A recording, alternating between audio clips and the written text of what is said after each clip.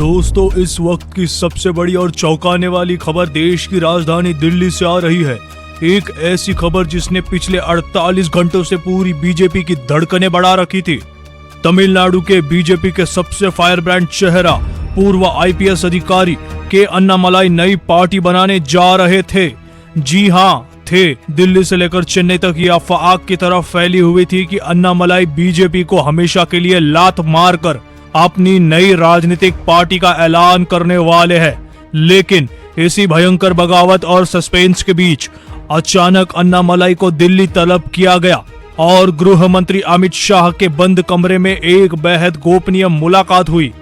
आखिर अन्नामलाई अपनी ही पार्टी से इतने नाराज क्यों है? क्या एआईएडीएमके के साथ गठबंधन करने के लिए बीजेपी आला कमान ने अन्नामलाई की पीठ में छुरा घोंपा था? और सबसे बड़ी बात, अमित शाह ने बंद कमरे में अन्नामलाई को वो कौन सा सीक्रेट ऑफर दिया है जिसके तुरंत बाद अन्नामलाई के सुर एकदम बदल गए हैं। अगले कुछ मिनट में मैं आपको इस सीक्रेट मीटिंग की वो इनसाइड स्टोरी बताऊंगा जो आपको हैरान कर देगा। वीडियो को अभी लाइक करें और चैनल को सब्सक्राइब कर लीजिए। दोस्तों, चलिए इस सियासी ड्रामे को डिकोड करते हैं। जरा इस पूरी बगावत की क्रोनोलॉजी और बैकग्राउंड को समझिए। अन्नामलाई तमिलनाडु के बीजेपी के पूर्व अध्यक्ष रह चुके हैं और उन्होंने अकेले दम पर वहां पार्टी को खड़ा किया है। लेकिन जब चुनाव से पहले बीजेपी का गठबंधन एआईएडीएमके के साथ दोबारा तय हो रहा था, तब एआईएडीएमके ने एक बड़ी शर्त रख दी। शर्त ये थी कि जब तक अन्नामलाई अध्यक्ष पद पर रहेंगे, गठबंधन नहीं होगा। नतीजा क्या हुआ? बीजेपी आला कमान को एआईएडीएमके की शर्तों के आगे झुकना पड़ा और अन्नामलाई को अध्यक्ष पद से हटा दिया गया। दोस्तों, अन्नामलाई का साफ आरोप था कि विधानसभा चुनाव में उनकी पूरी तरह से अनदेखी की गई है। ना तो उनकी राय से टिकट बांटे गए और ना ही गठबंधन की रणनीति में उन्हें शामिल किया गया। इसका परिणाम ये हुआ, चुनाव में बीजेपी को करारी हार का सामना करना पड़ा। इस हार के बाद अन्नामलाई का गुस्सा फूट पड़ा। चेन्नई में बीजेपी की 3 दिनों तक चली इतनी बड़ी और अहम बैठक से अन्नामलाई पूरी तरह से नदारद रहे। उन्होंने आला कमान को साफ मैसेज दे दिया था कि वो नाराज है और किसी भी हद तक जा सकते हैं, अपनी नई पार्टी भी फॉर्म कर सकते हैं। जब पानी सिर के ऊपर से गुजरने लगा तो दिल्ली एक्टिव हुई। आनन फानन में अन्नामलाई को आज दिल्ली बुलाया गया, लेकिन अमित शाह से मिलने से पहले अन्नामलाई दिल्ली में 2 और बड़े शक्तिशाली नेताओं के दरवाजे पर गए थे। वो कौन थे और वहाँ क्या खिचड़ी पकी? चलिए आगे देखते हैं। दोस्तों, अन्नामलाई का दिल्ली दौरा बहुत महत्वपूर्ण था। आज सुबह दिल्ली पहुंचते ही अन्नामलाई ने सबसे पहले बीजेपी के नए राष्ट्रीय अध्यक्ष नितिन नवीन से मुलाकात की। इस मुलाकात में उन्होंने तमिलनाडु की हार और अपनी अनदेखी का पूरा कच्चा चिट्ठा उनके सामने रख दिया। इसके ठीक बाद वो पहुंचे बीजेपी के सबसे ताकतवर संगठन महामंत्री बीएल संतोष के पास।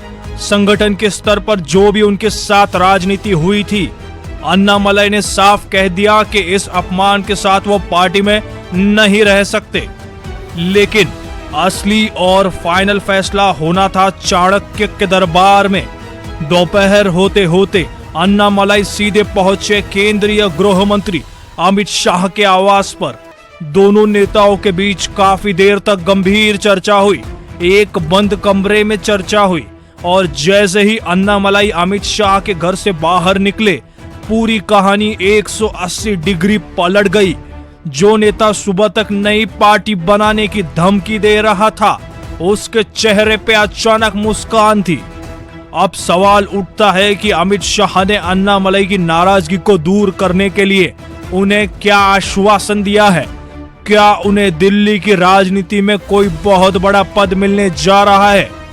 चलिए इस सीक्रेट डील का खुलासा करते हैं। दोस्तों, अमित शाह के घर से बाहर निकलते ही यह साफ हो गया कि अन्नामलाई की नाराजगी अब पूरी तरह से दूर हो चुकी है।